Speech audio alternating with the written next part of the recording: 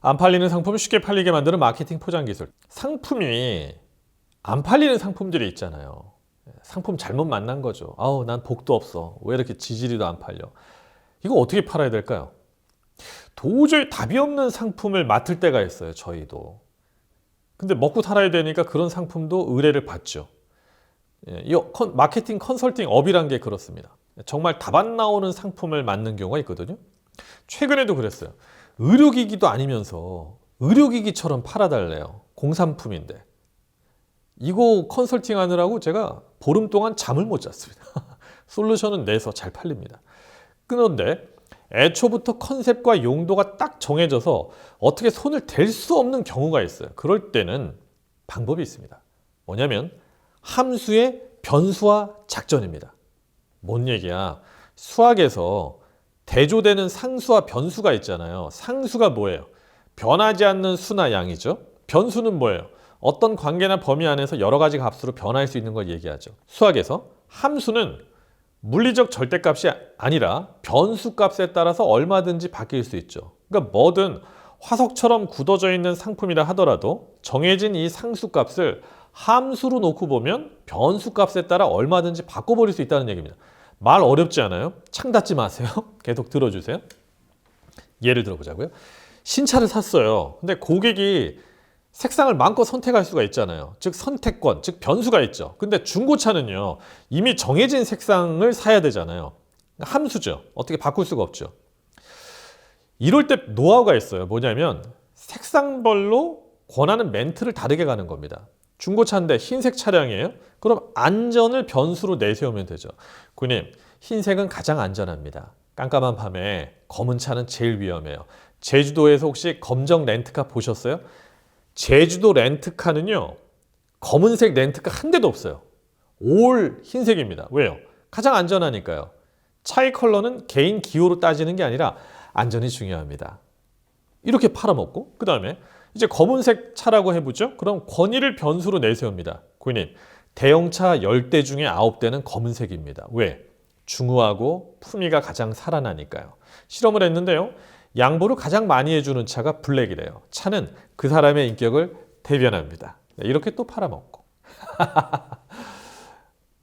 어차피 세일즈 마케팅 하자고 지금 들어오신 거 아닙니까? 네. 마케팅은 원래 그래요. 마케팅은 천박합니다. 원래 그렇습니다. 돈을 벌어야 하니까요. 마케팅에서 고상함을 찾지 마십시오. 자, 이 기술을 익히려면 보이지 않는 이면의 상황을 찾아내려 노력하는 겁니다. 우리 회사에 의뢰가 들어오는 상품이요, 착하고 예쁘기만 하지 않아요.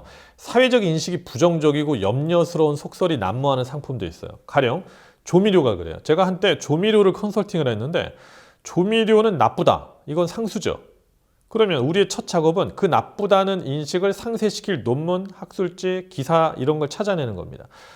미온의 원조인 일본 혼다시라는 조미료가 있는데 이 상품 의뢰가 들어왔는데 진짜 꼬박 일주일 조사를 했어요. 인공 감미료는 나쁘다. 천만에. 대한당뇨병 학회 기사를 찾아보니까요. 인공 감미료는 단맛도 내면서 혈당과 체중에 대한 열량이 적어서 당뇨 있는 사람한테 설탕 대용량으로 아주 좋다고 얘기가 나왔더라고요. 사카린, 무열량 감미료입니다. 당뇨나 비만인 사람한테 설탕 대체제로 쓸 수 있고요. 또 포도당의 혈당 지수가 100이라면 사카린 혈당 지수는 오히려 거의 제로입니다. 안전하다고요. 심지어 고려대 대학원 생명융합과학과 연구팀의 대한임상검사과학지 학회 최신 논문에 따르면 사카린은 심지어 믿어지세요? 암세포 증식 억제 효과가 있다고까지 말하고 있습니다. 어머, 이러면 나쁜 게 아니잖아요. 이렇게 상수를 변수로 바꿔버리는 거예요. 자, 고깃집하고 냉면집이 있어요. 어디로 가실 거예요? 고깃집으로 가야죠. 예, 이왕이면. 근데 고깃집에서는 냉면이 싼 가격으로 나오죠? 서비스로. 자, 이러면 냉면 전문점 뭐 죽으라는 거예요. 뭐야? 육삼냉면이 있어요. 여기는 고기를 시키면 냉면 공짜가 아니라 숯불고기 주는 냉면집. 이렇게 냉면을 시키면 고기가 덤이다. 이렇게 해서 주체를 냉면, 객체를 고기로 바꿨습니다. 즉 상수를 변수로 바꾼 거죠. 그래서 요즘 식당들이 이 방법을 많이 이용하는데 절대 이거 하라는 얘기는 아니에요. 원산지 꼼수를 부리는데 이렇게 하라는 얘기는 아닌데 참고하시라고.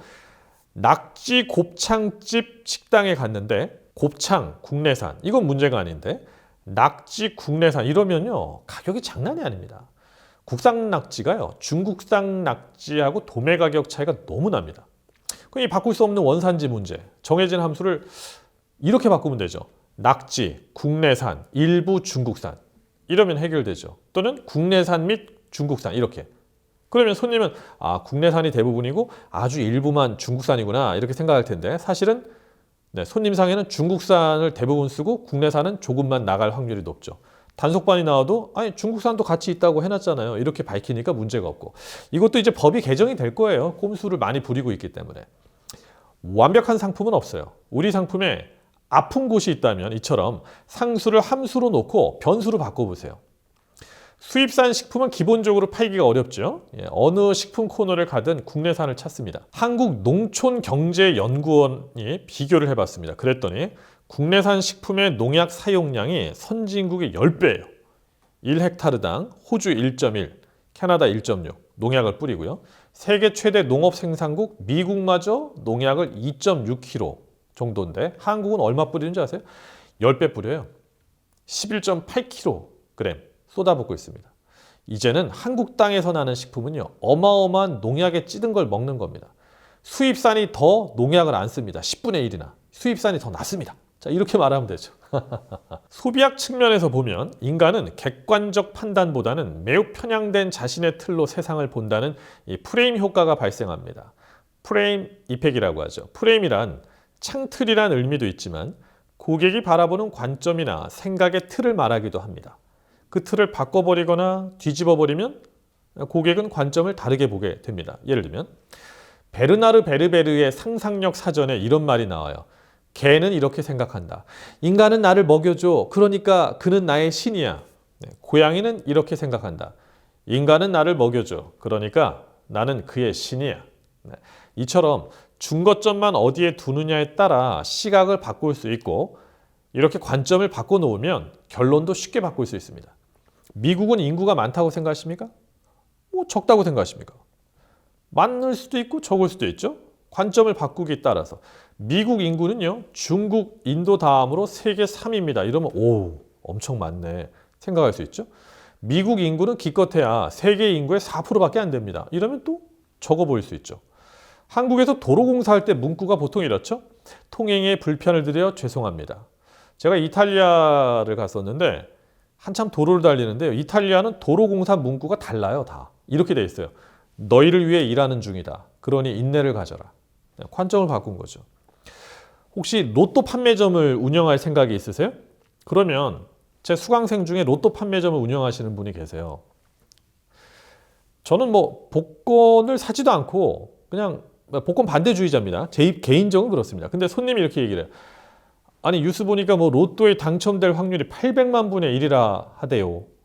800만 분의 1이면 벼락 맞을 확률이 100만 분의 1인데 그럼 벼락 맞을 확률보다 8배가 지금 더 힘들다는 거잖아요.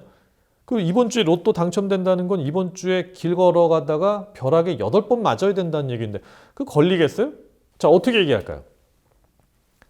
답이 없는 상수를 변수로 바꾸는 겁니다. 자 이렇게 바꿀 수 있겠죠?